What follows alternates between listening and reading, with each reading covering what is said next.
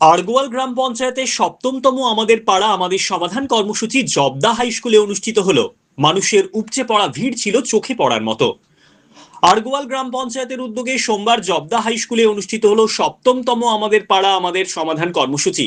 স্থানীয় ৩টি বুথের যৌথ আয়োজনে এদিন বিকেল থেকেই সরকারি পরিষেবা নিতে গ্রামবাসীদের ঢল নামে।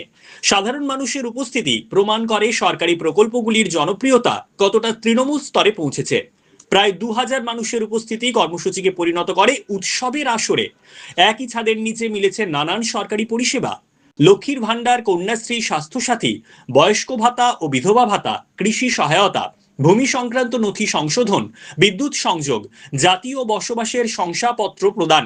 অনুষ্ঠানে উপস্থিত ছিলেন পটাশপুর ২ নম্বর ব্লকের বিডিও শঙ্খ ঘটক, পূর্ব মেদিনীপুর জেলা পরিষদ সদস্য গোলকেশ নন্দ গোস্বামী, আড়গোয়াল গ্রাম পঞ্চায়েতের প্রধান মালেক আলী, প্রাক্তন উপপ্রধান অপরেশ সাঁতরা, গ্রাম পঞ্চায়েতের সদস্যবৃন্দ ও ব্লক প্রশাসনের আধিকারিকরা। পঞ্চায়েত প্রধান মালেক আলী বলেন, মানুষের দোরগোড়ায় সরকারি পরিষেবা পৌঁছে দেওয়া এবং সমস্যা সমাধানকে দ্রুততর করাই এই কর্মসূচির মূল লক্ষ্য। মানুষের অংশগ্রহণ প্রমাণ করছে এই উদ্যোগ গ্রামীণ সমাজে কতটা কার্যকর হয়ে উঠেছে।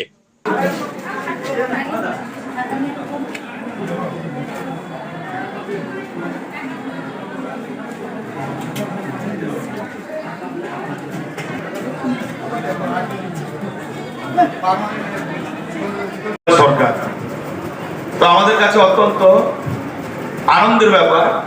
তো যারা জমের দুয়ারে সরকার বলে কটাক্ষ করেছিলেন, তাদের পরিবার পরিজনরা সেই জমের দুয়ারে সরকারের পক্ষ থেকে কিন্তু লাভান্বিত হয়েছেন। হয়তো যে রাজনৈতিক প্রতিপক্ষের নেতা জমের দুয়ারে বলে কটাক্ষ করেছিলেন, তার স্ত্রী হয়তো ওই ক্যাম্পে এসে লক্ষ্মী ভান্ডারের টাকাটা পেয়েছেন। এ ধরনের অনেক উদাহরণ আছে। আমরা রাজনীতির কথা নাই বা বললাম, আমি বলছি যে এই ধরুন জবদা এলাকার 3টে সংসদের মানুষজন আপনারা এসে পৌঁছেছেন। রাজনীতি আছে, থাকবে, ছিল। রাজনীতিটা হোক ভোটের 15 দিন, 5 বছরে 3টে ভোট হয়, একটি পঞ্চায়েত, একটি লোকসভা, একটি বিধানসভা। তো ভোটের আগে 15 দিন আমরা রাজনীতি করি, তাহলে 15 দিনে পয়েন্ট চলাবেন। দয়া করে আপনাদের কাছে আমাদের অনুরোধ, আপনারা নিজেদের মধ্যে দ্বন্দ্বে ঝগড়ায় লিপ্ত না হয়ে, যে 3টি সংসদ এলাকা থেকে আপনারা এসে পৌঁছেছেন, আমাদের বিডিও সাহেবের যারা প্রতিনিধি আছেন তাদের টেবিলে আপনারা কাজগুলো জমা দেবেন। এখানে অপরেশ বাবু, মালিক বাবু, আমাদের সৌমেন সাঁতরা, এরা যারা আছেন এদের টেবিলে আপনারা দেবেন না, দেবেন সরকারি আধিকারিক কর্মচারীদের কাছে। এখানে নিরপেক্ষতা থাকবে। যারা ধরুন এই দলটা করে না, যে দলটার সরকার চলছে, তো মমতা বন্দ্যোপাধ্যায়ের দলের সরকার চলছে, তারা বলতে পারবেন না যে গ্রাম পঞ্চায়েতের মেম্বার আমার এই কাজটা করতে দেননি। সেখানে নিরপেক্ষতা থাকবে, সরকারি আধিকারিকের টেবিলে দেওয়া। আপনি কি কি কাজ জমা দিতে পারেন। আমরা আমাদের নিজেদের শত্রু, আমরা আমাদের নিজেদের শত্রু। ধরুন এই গ্রামে আগে দেশ নালা ছিল, আমরা বলতাম যে দেশ নালা, আমরা আমাদের ব্যক্তিগত স্বার্থে দেশ নালাগুলোকে বুঝিয়ে দিয়েছি। তাহলে এই টাকা দিয়ে দেশ নালাটা পরিষ্কার পরিচ্ছন্ন করা যায়। আপনার এই এলাকায় প্রাইমারি স্কুল কিংবা আইসিডিএস যে স্কুল আছে, তাতে যদি রিপেয়ার করার প্রয়োজন হয়, এই টাকা থেকে রিপেয়ার করা যায়।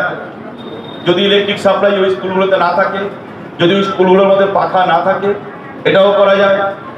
গ্রামের রাস্তা একটু ভেঙে ঠেকে গেছে, সেটা রিপেয়ার করা যায়। 20, 25, 50 ফুট কি 50 মিটার রাস্তা, ওটা না করলেই নয়, সেটা করা যায়। রাতের অন্ধকারে আজকালকার রাস্তা মোটামুটি আগের থেকে ভালো হয়েছে, গাড়ির গতি বেড়েছে, সাইকেলে যাওয়ার অসুবিধা হয়, লাইট থাকে না, আমরা সোলার লাইটের ব্যবস্থা করতে পারি। কত দফায় আপনাদের এই দুয়ারে সরকারের পাড়ার সমাধান হবে? না, আমাদের আর একটা বাকি রয়েছে। আমরা 8টার জন্য ডিমান্ড করছিলাম বিডিও সাহেবের কাছে, উনি 8টাই পারমিশন দিয়েছিলেন। তার মধ্যে 7খানা ক্যাম্প আমাদের আজকে শেষ হলো। আজকে ছিল জবদা পূর্ব, পশ্চিম এবং এড়াবাড়ি বুথ, 3টা বুথকে নিয়ে আমাদের আজকে ক্যাম্প হয়েছে। আমাদের পাড়া আমাদের সমাধান এবং দুয়ারে সরকার। তো বিষয়টা যেটা দেখলাম আমি আজকে, যে এতদিন পাবলিক বা জনপ্রতিনিধি যারা ছিল আমাদের বলতো, কিন্তু আজকে মানুষ জানতে পেরেছে যে আমাদের পাড়া আমাদের সমাধান, তাদের যে মূল কাজ, তারা আজকে খোলা মনে এসে আজকে নিজেদের অধিকার, নিজেদের যে চাওয়া পাওয়া, সেগুলো নিজেরাই দাবি করছেন আর নিজেরাই কাজ কমপ্লিট করে নিয়ে আজকে নিয়ে যাচ্ছেন। এই কাজগুলো কবে নাগাদ শুরু হবে? কাজগুলো অলরেডি আমরা তো টেন্ডার শুরু করেই দিয়েছি। আজকে আমরা টেন্ডার শুরু করে দিয়েছি, ওয়ার্ক অর্ডার দেওয়া হয়নি।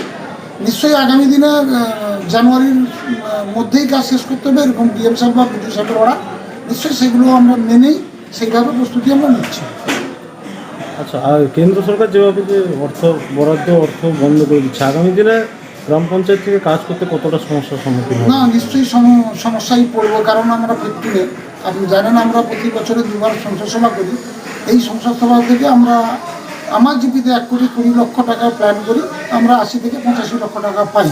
তো প্রথম পার্টে আমরা লোকেশন পেয়েছি, টাকাটা পাবো, সেই হিসাবে আমরা টেন্ডার করেছি, ওয়ার্ক অর্ডারও দিয়েছি। আমরা কাজ বন্ধ রেখেছি এই মুহূর্তে, কারণ কেন্দ্র সরকার একটা পেপারে বা বিভিন্ন পত্রিকা আমরা দেখেছি যে টাকাটা আসবে কি আসবে না, কারণ এনআরজিএসের কাজ করে কন্ট্রাক্টররা ফেসে বসে আছে, অনেক কন্ট্রাক্টর ঘর ছাড়া হয়েছে।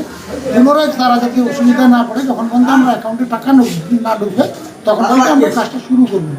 কারণ কেন্দ্র সরকার যেভাবে অত্যাচার বা যেভাবে পশ্চিমবাংলা সরকারকে বিভিন্নভাবে অত্যাচার করার চেষ্টা করছে, তার প্রতিবাদে মুখ্যমন্ত্রী আমাদের সেকেন্ড কমান্ডার অভিষেক বন্দ্যোপাধ্যায় তিনি বিভিন্নভাবে প্রতিবাদ করছেন, আমরাও প্রতিবাদ করছি। কিন্তু দেখা যাচ্ছে আমাদের যে পূর্ব মেদিনীপুরের মেজরপোখা শুভেন্দু অধিকারী গাদ্দার, তিনি বিভিন্নভাবে পাগলামি করা আরম্ভ করেছে। যেটা দেখবেন আপনি ফোরপাত ছেড়ে যেভাবে কথা বলে তিনি সেভাবে কথা বলছেন।